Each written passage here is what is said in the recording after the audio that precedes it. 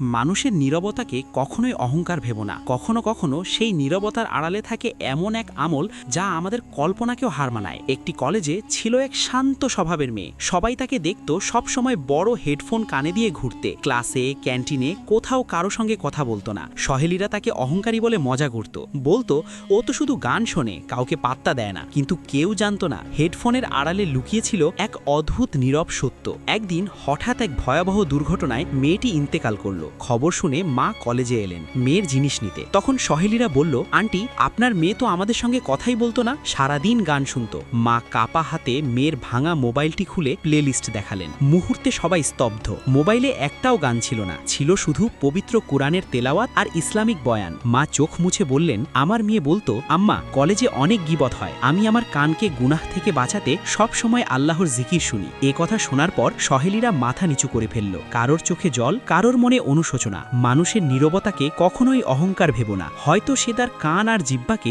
জাহান্নামের আগুন থেকে রক্ষা করার চেষ্টা করছে। সুবহানাল্লাহ।